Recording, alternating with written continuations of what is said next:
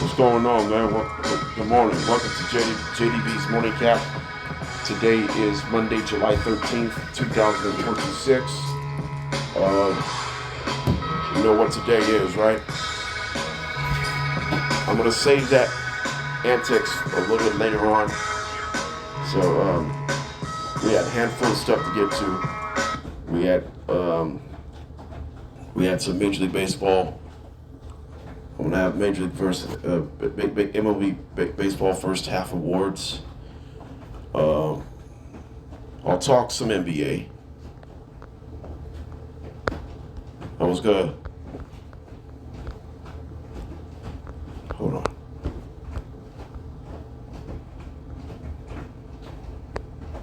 So today, this is episode 125. So. Yeah, I'll talk some NBA. I'm gonna talk a lot of first half awards, and I will preview home run derby and who's gonna win. So like I said, we had a handful of stuff to get to here today.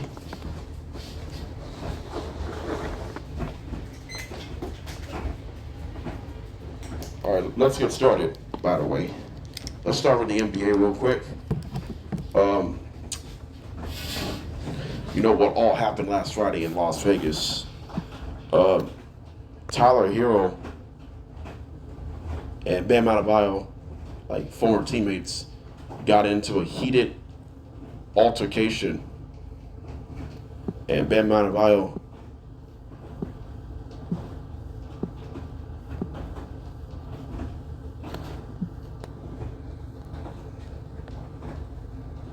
threw a punch at his former teammate Tyler Herro last Friday at the hotel in Las Vegas.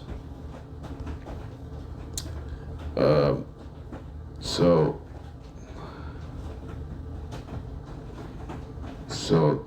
Tyler Herro's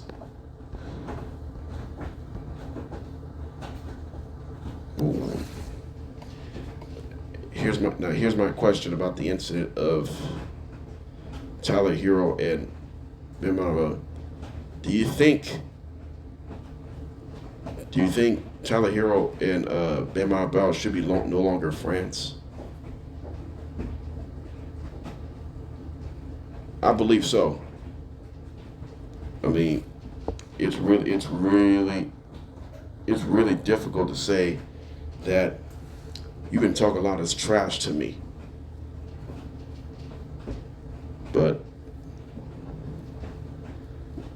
let's say I'll see you in the regular season.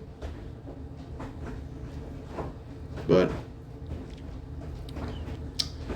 and I had to the reason why I saw that altercation last Friday, it feels like you didn't even know what's going on.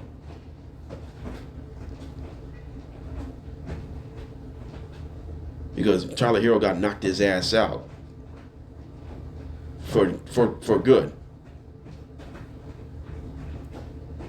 And I ain't gonna blame that no more.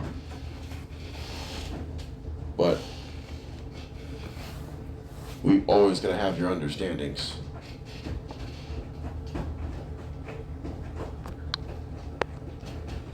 But Tyler Herro and Bam Adebayo are no longer teammates. And now they've gone from former teammates to a physical altercation. And you hate to go through this. And now Bam and Tyler could be considered enemies right now, if that's the case. So I don't want to rip Tyler Herro for sure, or Bam Adebayo. I don't want to rip anyone else. But the couple of things I want to call out. I'm going to call out Tyler Herro for a couple of reasons. First one, you're the one.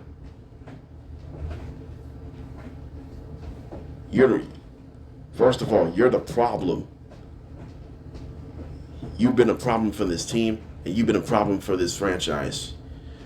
That's my first reason. That's my first serious issue. Then I'm gonna give Tyler Herro an issue for a couple of reasons. That's the first reason. The first reason I'm gonna give you an issue. You've been a problem for this team, and you've been blaming each other's ass. Instead of go behind your back and say, hey, can you keep it out? Can you keep me out here? And the second reason I want to talk to you right now is you're the reason for this mess.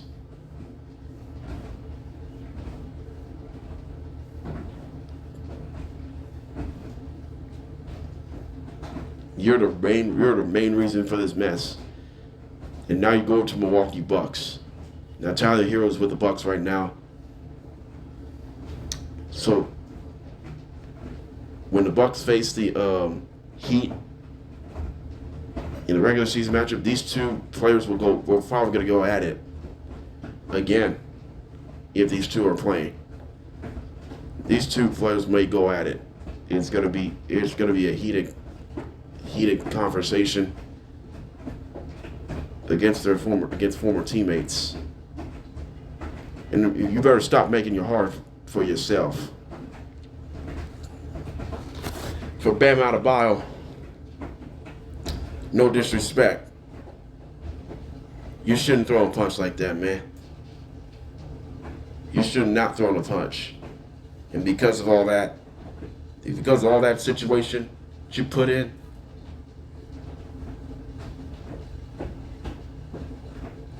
this isn't smart.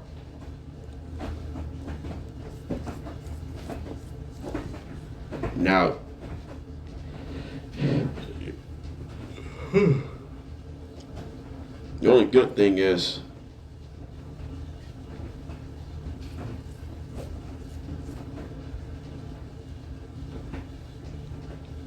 you would have been ready for that. You would have been ready for someone else that you have to put it in. You put someone through, and you put someone else's future. You want to stay out of your business. But now,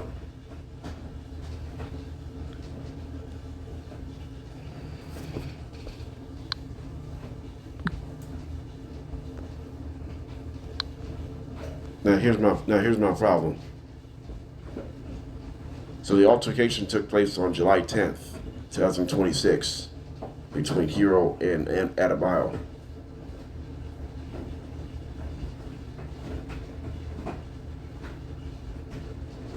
This is since the blockbuster trade of Giannis. It has to do with it.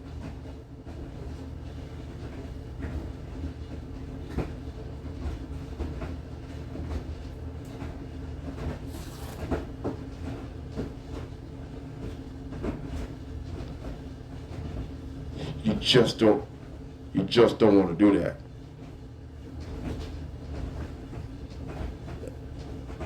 You hate to go through this.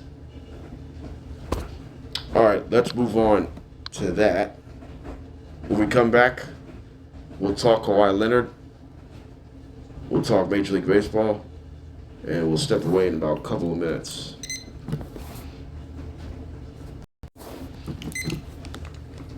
Welcome back to JDB's Morning Cap.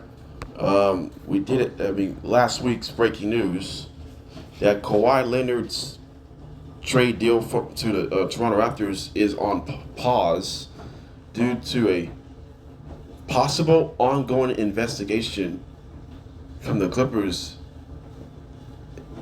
as far as, due to a financial bankruptcy concerns from the endorsement funnel money to Kawhi Leonard.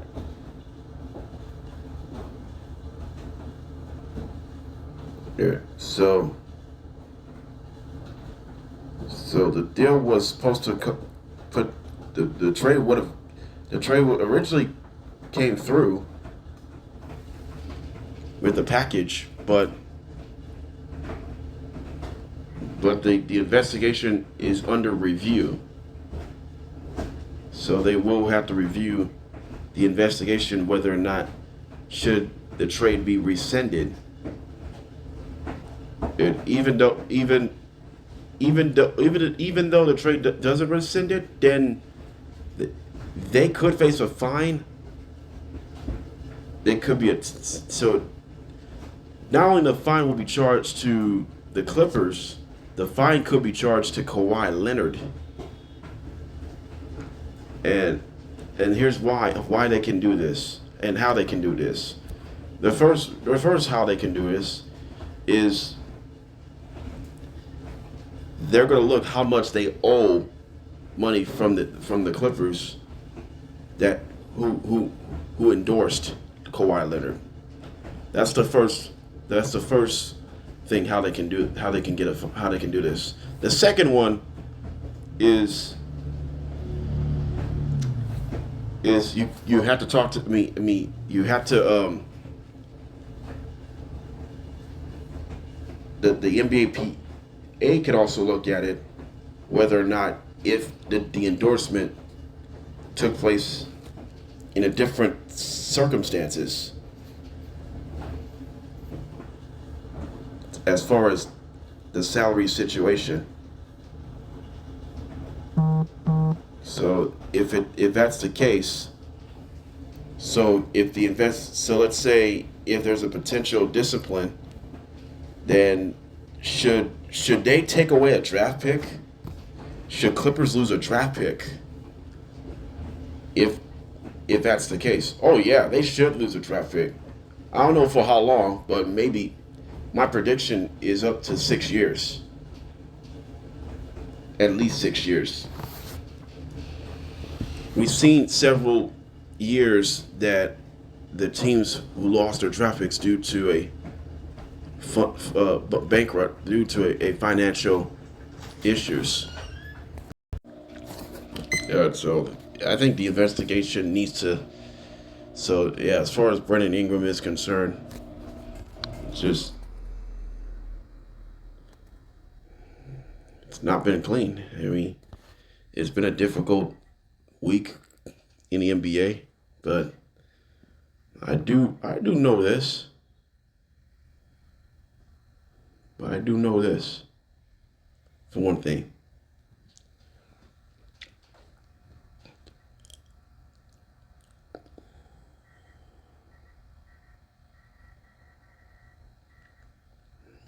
When you go through bad situations like that, when the trade doesn't go through like that, it's tough.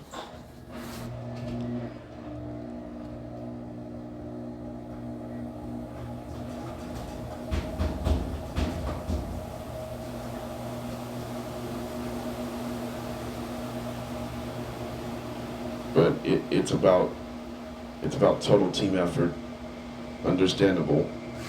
But you have to perform as well as anyone else. You gotta go through the process. You gotta go through the process of the game. That's the key.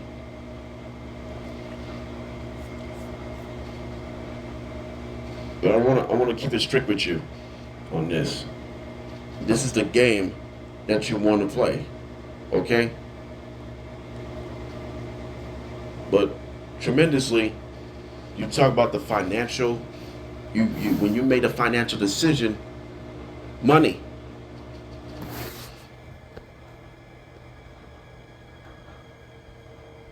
So that tells the whole story.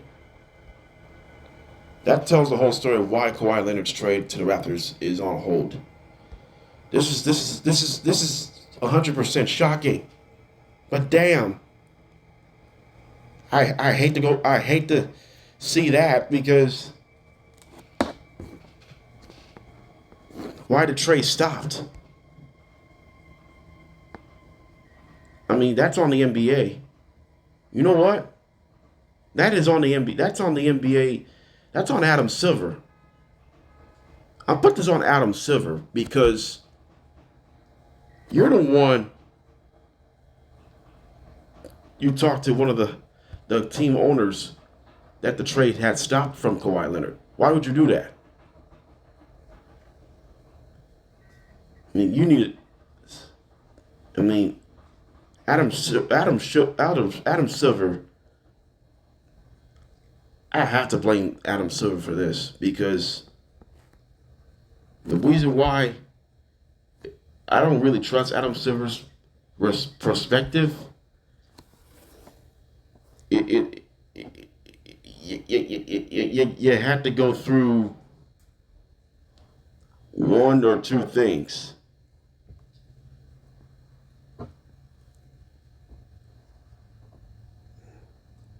I mean, you can't have like tax maximum of contracts. I mean, right now, this can be gone from a wild off season to a rough off season in the NBA.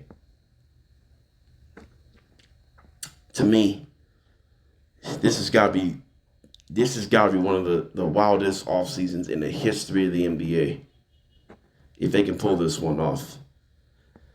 I mean, I don't care you're almost a Clipper. Well, actually, I don't care you're almost a Raptor.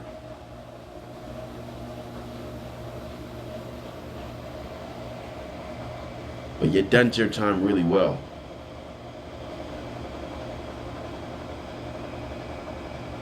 You've done your time really, really, really well. You really did. And now, you're going to start making it hard for your damn self. But it's not easy. You got your job. And now, in the NBA, it feels like Kawhi Leonard wants to be a Raptor. If the investigation finishes, then he can become a Raptor officially. Right now, I'm protesting their ass.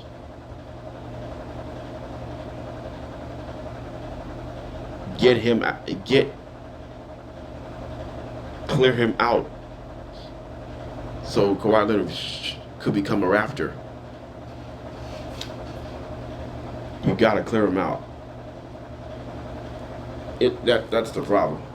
That is a problem right now. You had to see that. You had to go through it. But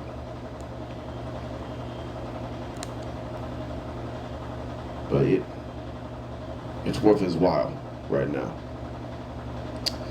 All right, we're gonna step away here. We'll talk Major League Baseball. We'll talk first half awards, first half playoff picture, first half surprises and disappointments in the first half, and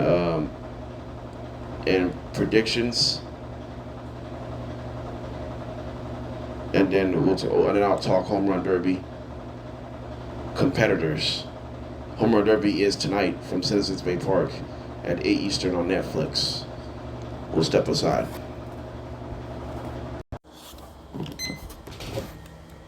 Welcome back to JDB's Morning Cap. We wrap up the first half of the 2026 schedule. So we just been talking about that. Let's take a look at the divisions standings from American League East to National League West. American League East has number 1 the Tampa Bay Rays with a 56-38 record. Then number 2 is the New York Yankees 54-42. Number 3 the Boston Red Sox 46-48. Number 4 the Baltimore Orioles 46-51. Number 5 is the Blue Jays 45 and 51. American League Central, the Chicago White Sox, 50 and 45. And then Cleveland Guardians, 51 and 26. And then moving on with Minnesota Twins, 40 and 49. Detroit Tigers, 44 and 52. Royals, 38 and 59. That's the American League Central Division. The American League West, the Texas Rangers, 49 and 47. The Seattle Mariners, 48 and 49. Houston Astros, 47 and 51. Athletics from West Sacramento, 41 and 55. Los Angeles Angels of Anaheim, 38 and 59. Here's the National League East. The Atlanta Braves, 55 and 40. They're number one. Number two is the Phillies, 53. Actually, number two is the Philadelphia Phillies, 54 and 43. Number three is the Miami Marlins, 52 and 45. Number four is the Nationals, 48 and 49. And number five is the Mets, 40 and 57. National League Central, the Milwaukee Brewers, 59 and 37. Number two is the Chicago Cubs, 54 and 42. Number three is the St. Louis Cardinals, 50 and 45. Number four is the Pittsburgh Pirates, 50 and 47. Number five is the Cincinnati Reds, 43 and 52. Here are the National League West standings. Dodgers, 61 and 36. The Arizona Diamondbacks, 49 and 47. The San Diego Padres, 48 and 48. The San Francisco Giants, 41 and 55. And then the Colorado Rockies, 39 and 59.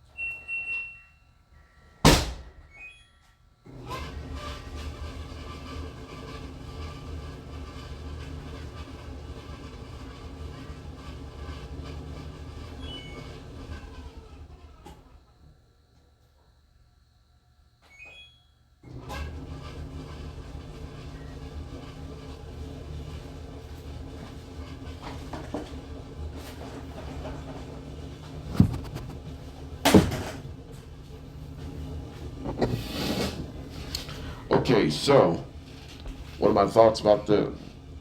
All right, so we're going to break this down as far as the American League playoff picture and the National League playoff picture. Here's the American League playoff picture as of right now. Number one is the Tampa Bay Rays with a 56 and 38 record. They have the number one seed in the American League. Number two is the Chicago White Sox, 50 and 45. They're the number two seed.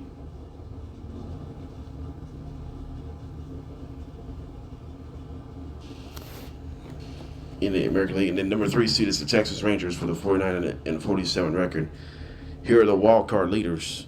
First wild card is the Yankees, 54 and 42. Second wild card is the Guardians, 51 and 46. And the final wild card spot, it's a dogfight right now. Seattle Mariners is 48 and 49 in the wild card spot. They have the final wild card spot in the American League. So that's what this is all about. Here's the National League playoff picture. Number one is the Los Angeles Dodgers, 61 and 36. Number two is Milwaukee Brewers, 59 and 37. Number three is the Atlanta Braves, 55 and 40. First wild card is the Chicago Cubs with a 54 and 42 record. Second wild card is the Phillies, 54 and 43, and the third wild card is the Marlins, 52 and 45. Those are this is the National League playoff picture. All right, so who are the surprises? All right, let's take a look at the top three surprise teams, first half surprises in Major League Baseball. Top three surprise that actually has been good so far this year. Uh, Number three, I'm gonna go from 3 to 1. Number three, I gotta go with number three. Uh, Number three best surprises. Number three, this is really hard. Number three, I gotta go with the Tampa Bay Rays, my third surprise team in baseball. The reason why I'm surprised for the Rays, they have the best record in the American League. They have the number one seed in the American League. Their pitching has been pretty damn outstanding. They got great pitching, great starting pitching, decent bullpen. Defense at times not great. Offense at times not great. But you got Junior Caminero is the star for this Rays offense. And Kevin Cash, he probably is going to win. He's going to candidate the American League Manager of the Year. So that's the point right now. Number two is the Miami Marlins. This Marlins team, this is the most underrated team since the 2003 season. Since the championship season in 2003. This is the most underrated team since 2003. They won the World Series in 2003 over the Yankees. I mean, the Miami Marlins is the second most surprised team in baseball. And they enter the All-Star break as a final wild card spot of the National League. This is Clayton McCullough has done a great job. And I think he deserves to win a National League Manager of the Year. If they can keep this up, they got a pretty darn good chance to do that here. And number one is the first place in American League Central, the Chicago White Sox. The White Sox have hit the most home runs in baseball this year. You know what's impressive? The other day, the White Sox have drafted Roque Chalosky a couple days ago. They drafted.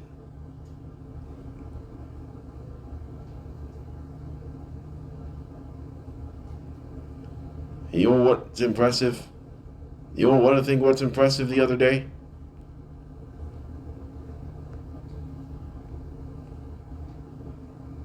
We've seen some guys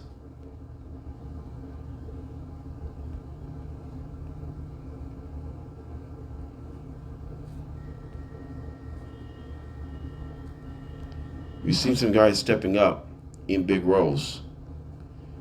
On July 10th, 2026, when the White Sox played the Athletics from West Sacramento, the game was in Wright Field in Chicago, Illinois. The guy who completed a cycle,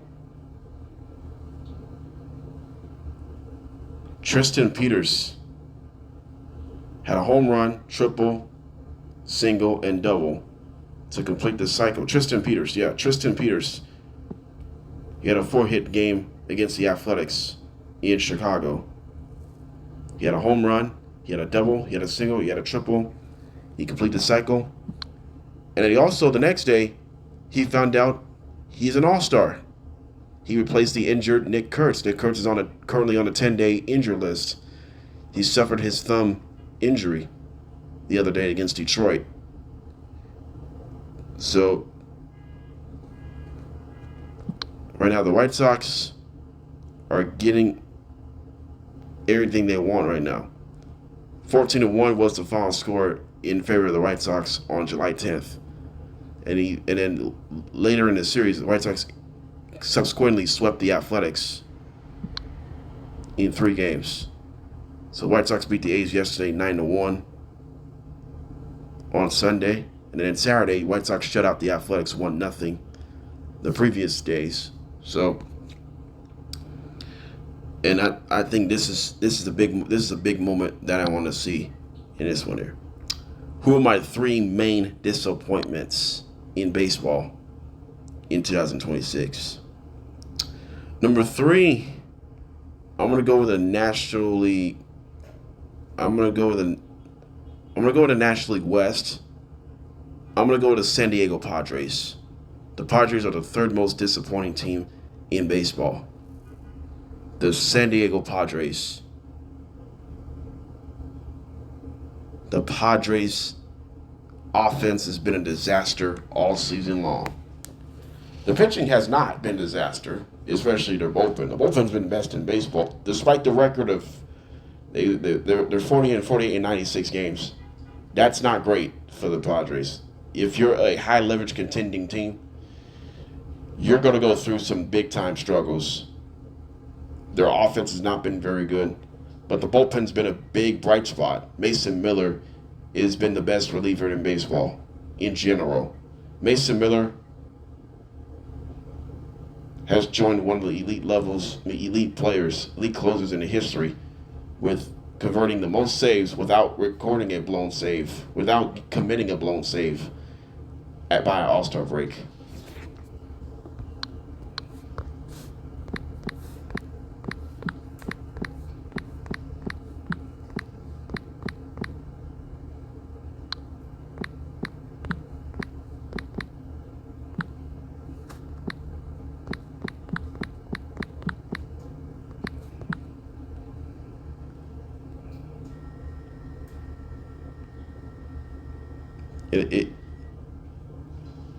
It is excluding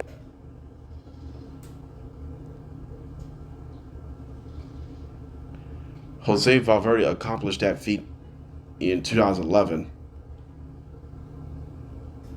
So Mason Miller becomes the first closer since 2011 to record a perfect save opportunities without a blown save by an all-star break.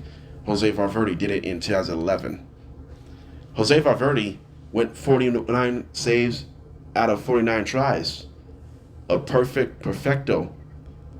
We've seen it a little bit in the history of Major League Baseball, but now Mason Miller joins the elite list. That's a huge moment for them. But the Padres are the third most disappointing team in baseball. Number two, I'm going to go with the Cold. This is number two. So we have several. So number second most disappointing team is up for grabs. Should I pick Seattle? Yeah. I'm going to pick Seattle Mariners.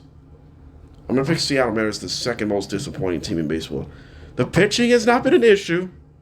The pitching has not been an issue for the Mariners. No surprise. The pitching's been good. But the offense has been bad. They had the second lowest batting average in the American League this year. I think they hit around less than 235s and stuff. They're not hitting for average.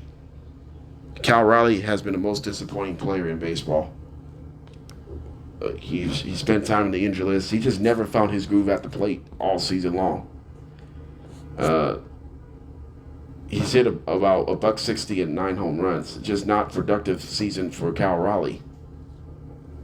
The Mariners team has just been inconsistent in general, but it's really difficult to say that. And you hate to go through that because we've been talking about all this and all the elements that you had. You've been doing this whole time. Number one is going to be the New York Mets. They've been a disaster all season long. The New York Mets are the most disappointing team in baseball. They already fired their manager, Carlos Mendoza. Juan Soto's your all-star. That doesn't make any damn sense. Francisco Lindor. Speaking of the Mets, I'm going to talk about the Mets yesterday. The Mets played the Red Sox in the final game of this 3-game set when the Red Sox took the first 2 games of this series. The Mets were up 2-0 going to the 9th inning. The Mets give up 3 runs over the final 2 innings of the game. Red Sox scored 2 in the 9th and 1 in the 10th, and the Mets offense struggles once again. The runners in scoring position of the Mets, the Mets are the worst batting average as a team with runners in scoring position in baseball. And the Mets have been shut out 11 times this year. That's the most of the National League. and top 5 most in all of baseball. 11 shutout losses this year. That's one of the most in baseball. That just cannot happen. The Mets are on pace for 23 shutout losses. That would be a potential franchise record. You do not want to be in this position to getting shut out. If you get shut out more than a dozen times this year, you're going to lose baseball games when you're not scoring a lot of runs. Your pitching at times has been good, but the bullpen, the Mets bullpen has been pretty good in most of the first half, but they struggled in the month of July. The Mets bullpen has struggled in the month of July because they're not closing out games. They're walking a lot of guys. They're not getting much help with their defense. They're not executing with 2 strikes on the mound. It just the velocity has been the inconsistency.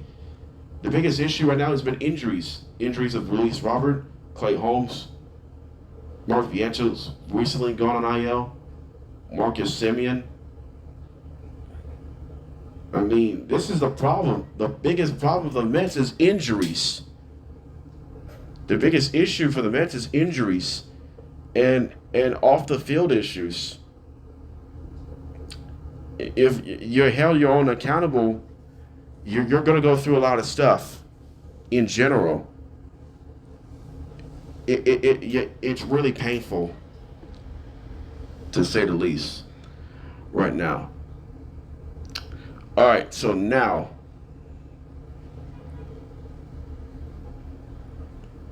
who am I picking to be who's going to be in the ALCS in 2026? Well, it's wide open. The Yankees, it's going to be the Yankees, and to me, it's got to be the Yankees, and it's got to be the Yankees and the unfortunately it's got to be the Yankees and the Rangers in the ALCS. I think Rangers pitching is great. The Yankees offense is better. If they get Judge back, it could be Yankees and the Rangers. But the American League so far this year has been weird. It actually has been weird the last couple of years. But the Red Sox are still in it.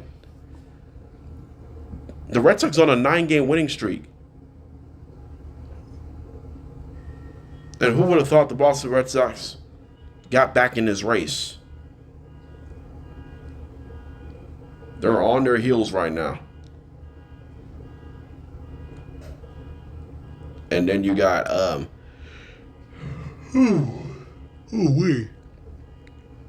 So right now my ALCS matchup is Yankees and Rangers.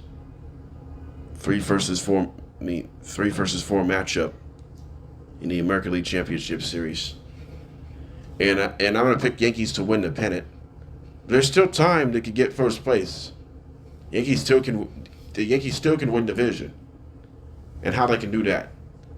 They need to get rolling. They get some wins down the stretch. Hopefully the Rays can fall apart in the second half. How the Yankees can win this? That's how the Yankees can win this division. But they need to make some serious moves at the deadline, if that's going to be the case. And then the National League Championship Series. As of now, I'm going to pick the Dodgers, and I'm going to pick the Dodgers and I'm going to pick the Dodgers and the Braves in the NLCS. I think the Braves can beat the Brewers in the first round because of this experience.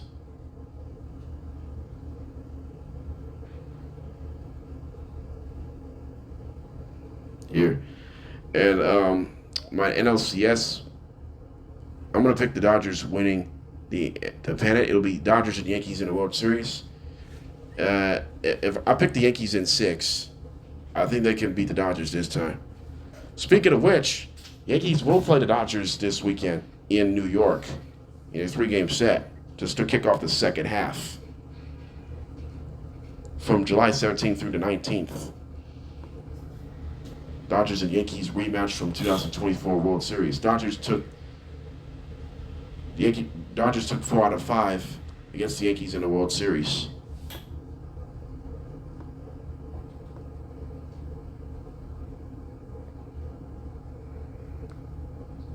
So that will be this one here. All right. Let's do first half awards. Let's go Rookie of the Year, Cy Young, MVP, Manager of the Year. All that stuff. We'll be right back. All right, so let's do the first half awards. Like I said, I'm doing Cy Young, Rookies of the Year, MVP, Manager of the Year,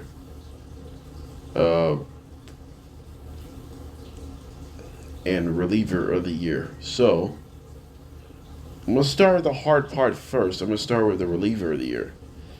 The first half American League Reliever of the Year candidates. Who's been the best reliever in the American League this season? We've seen a few of those. Lewis Varland from the Toronto Blue Jays. Okay, I'll take one. Shoot.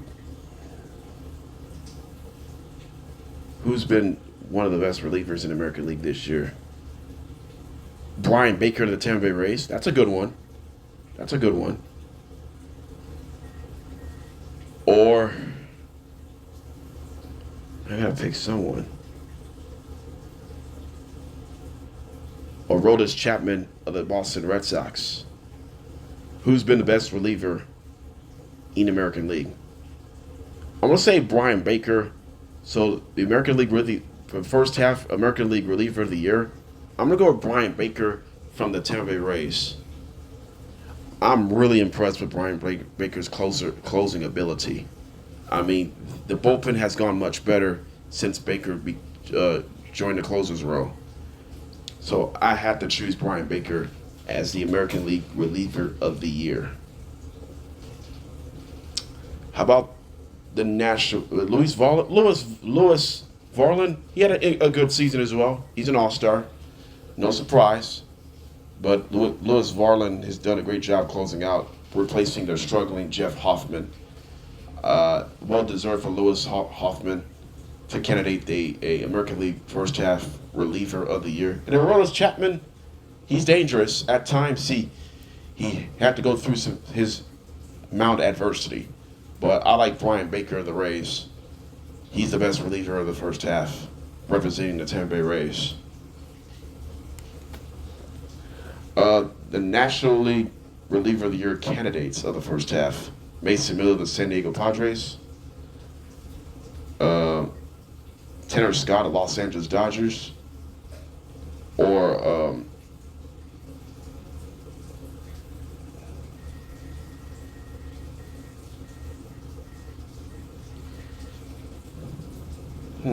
this is interesting.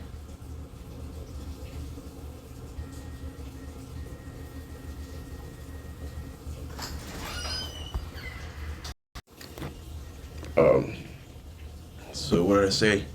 Tanner Scott, Mason Miller, and then I'm missing one more. Rafael Iglesias of the Atlanta Braves. My winner, National League Reliever of the Year, is got to be Mason Miller, for sure. Mason Miller is going to win the National League Reliever of the Year. I would say, to me, it's not even close, but Mason Miller has been flawless all year long. There's not much of a surprise about that. So I did the hard part first, the relievers of the year. I'm going to start with the American League Rookie of the Year. First half American League Rookie of the Year candidates.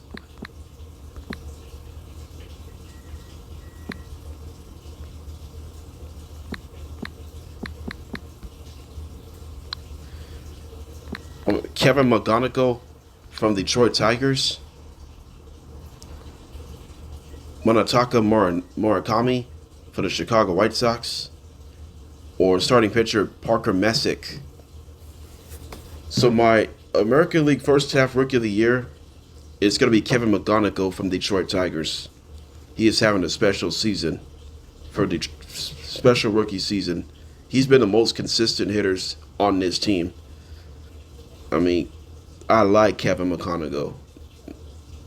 He's been a great story for him. This one there. Here. How about National League first half rookie of the year? We got Sal Stewart of the Cincinnati Reds, J.J. Weatherholt from the St. Louis Cardinals, or we got Noah McLean from the New York Mets. My first half National League Rookie of the Year, this is a close call. I have to go J.J. Weatherholt. He's been having a solid year, and his defense is great, no surprise. But in his offense, he's been productive. His on-base percentage is amongst the highest amongst National League rookies. He's getting on base time and time again. He's getting hits. He doesn't swing for power, but he gets on base.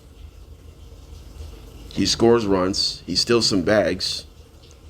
But I like J.J. Weatherholt as a first-half National League Rookie of the Year.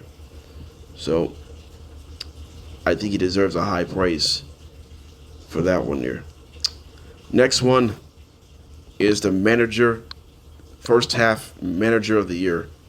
Let's start with the American League Manager of the Year of the first half. Number 1 is Will Venable of the Chicago White Sox. Number 2, Kevin Cash of the Tampa Bay Rays. Or number 3,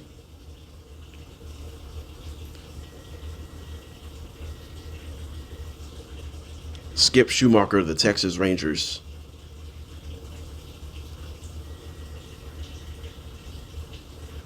I was going to pick Derek Shelton of the Minnesota Twins. But actually, I'm going to take that back. Number one is Will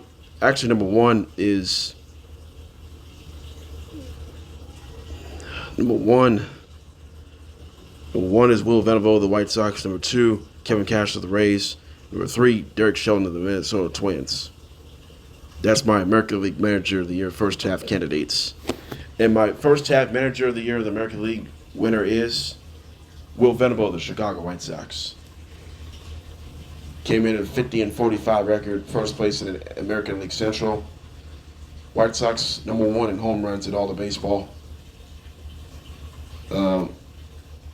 White Sox the 3rd most runs scored in baseball this season.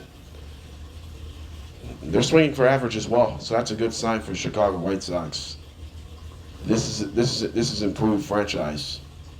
They've gone from the worst team in baseball a couple of years ago to be first place in the American League Central by All-Star break. What a story! If the story continues to be the same, then this has got to be the biggest turnaround in White Sox franchise history, and it will be history as well.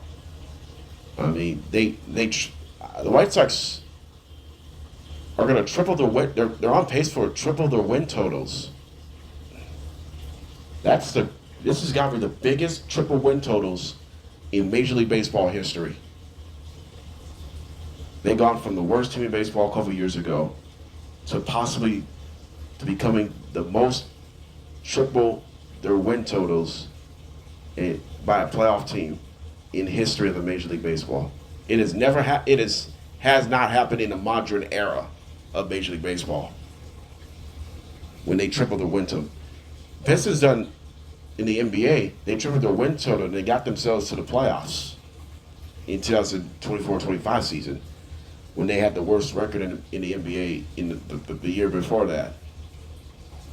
So it's really good to see that happening at this point on.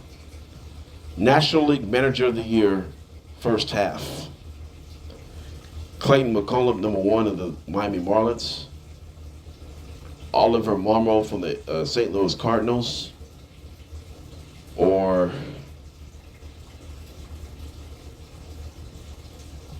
Walt Weiss of the Atlanta Braves.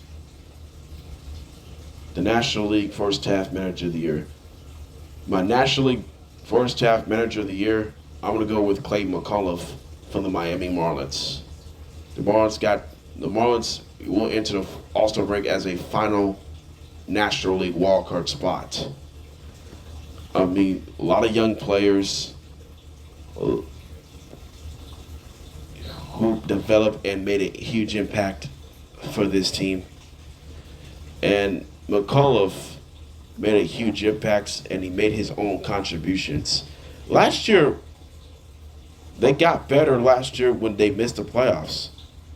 They had some best series wins. They beat the Mets to knock the Mets out of the playoffs.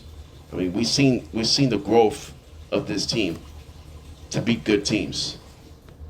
If they can carry this over in the playoffs, this could be a possible World Series surprise. And you do not want to face this team like this, especially at all. You don't want that to happen. But Clay McAuliffe is my National League First Half Manager of the Year.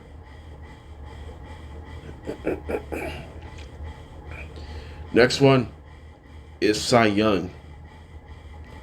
American League Cy Young. There's a lot of hard ones so far. Cam Schlitter is number 1 for the New York Yankees. Sonny Gray, number 2 of the Red Sox. And number 3,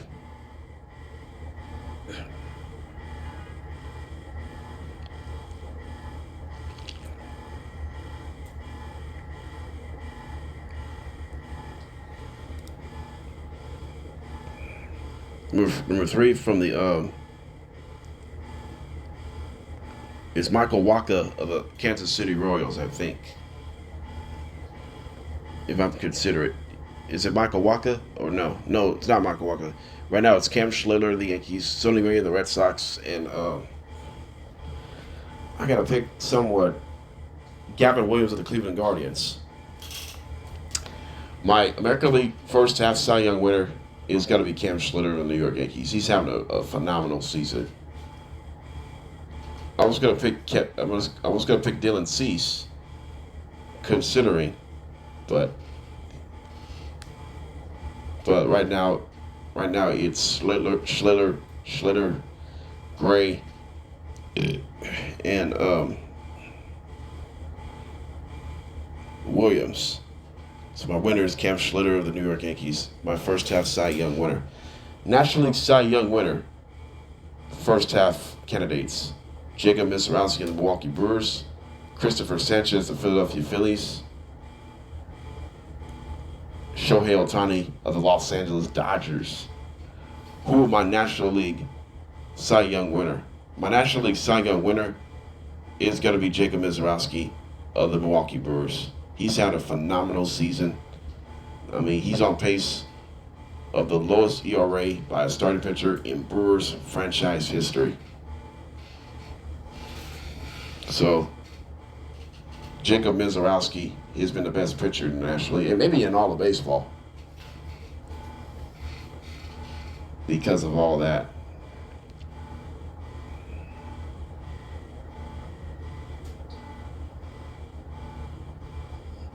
All right, finally, most valuable player. The American League most valuable player as of right now.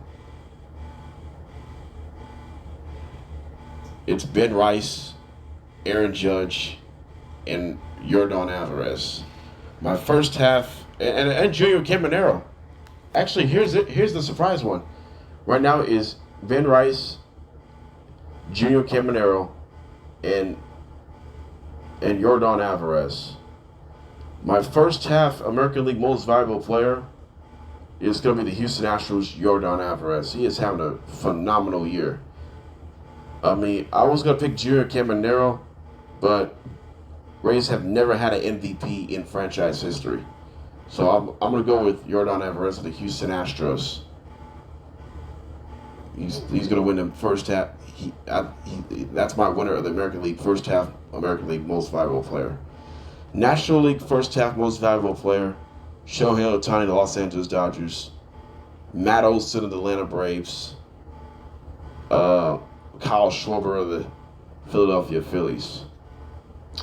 Who's my first half National League most valuable player? I got to go with my guy. Shohei Ohtani is going to win my first half National League most valuable player.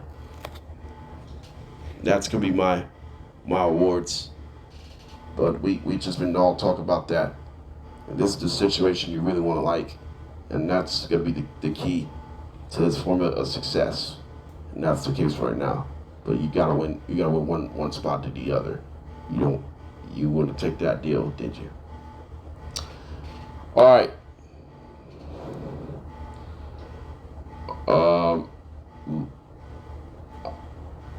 I'm gonna take this here. All right, tonight, Home Run Derby takes place tonight at 8 Eastern on Netflix. So let's take a look. Who are the 8 participants? 5 of the 8 home run participants are American League players. So here are the American League players. Junior Caminero of the Tampa Bay Rays, Jack Caglione from the Kansas City Royals, Ben Rice of the New York Yankees, Wilson Contreras from the Boston Red Sox, Munetaka Murakami for the Chicago White Sox. The 3 National League teams, both Bryce Harper and Kyle Schwarber, both representing their home teams, the Philadelphia Phillies, and then Jordan Walker of the St. Louis Cardinals. Those are the 8 home run participants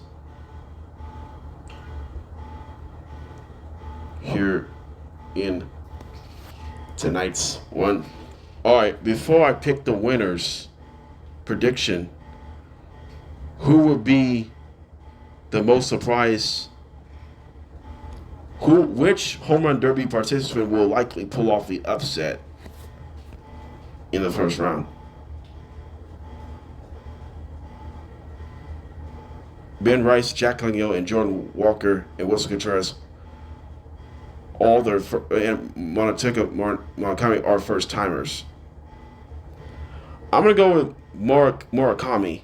I think he's gonna upset either Caminero, Schwarber, or Harper. So I say Munetaka Murakami is gonna pull off a first round upset. Murakami is actually a heavy underdog in this home run derby. So it's going to be a huge landslide in this one here. So here's the format this home run derby. There will be no timer. The clock is gone. They will set number of swings. So the first round, you only get 20 swings. Second round, semifinals and the final rounds are 15 swings. You get 30 swings in the final 2 rounds in total. Bonus swings, if a player homers on the final swing in any of these rounds, you could extend your swing until you don't hit a home run. So how many advancements you're going to need? So there's 6 in total. 4 home run participants will advance to the second round. And then 2 home run participants will advance to the last round. And then it'll declare a winner. Tiebreakers. The first round tiebreaker, the only way you could advance is broken by the longest home run distance.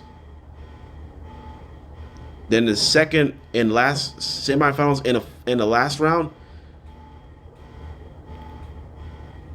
you only get 3 swing offs to decide who hits the most home runs in the extended rounds. So that's how the home run derby rule works. So we'll probably go back to the old school. Actually, I like it. It speeds up the derby. It speeds up. So we'll see how that plays out here.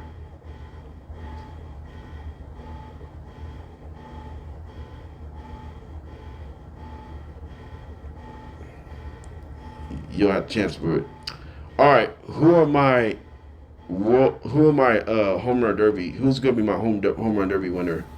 When I predicted, I'm gonna pick Kyle Schwarber. Kyle Schwarber is gonna be my winner of the home run derby this year. That's gonna be my prediction. So my final round is gonna be Kyle Schwarber versus Junior Caminero, and my winner is Kyle Schwarber. It's gonna be competitive home run derby in this one here. All right, let's wrap it up here. I'm gonna sit out for 1 month of this talk show. I'm sure I'm gonna stay healthy and hydrated. So today is my last day of podcasts. I will be back next month. That's the good news. The bad news is this is my last day of JDB's morning cap because I'm gonna take a break for 1 month. Understandable. I try not to do podcasts throughout the rest of this month, but the good news is I will be back. I will return in August. It'll be episode 126. This is a continuous talk show, so I will continue my podcast next month, middle of next month. So I'm still gonna do 3-day shows a week, and then I'll return to 5-day shows a week by end of August. So I will continue to do that because football season is just around the corner, both college and professional and high school, and Pop Warner as well. So it's gonna be downright excited. So I had a lot of fun today. So did me. So I hope this is gonna go well in this one. So you might as well take your chance to be a hero or be all heroes. Y'all all heroes, by the way.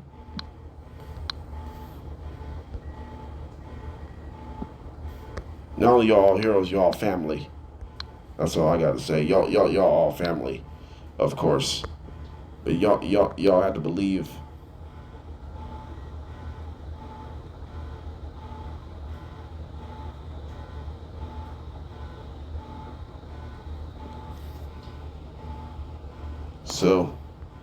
So yeah, I'm gonna sit out for 1 month.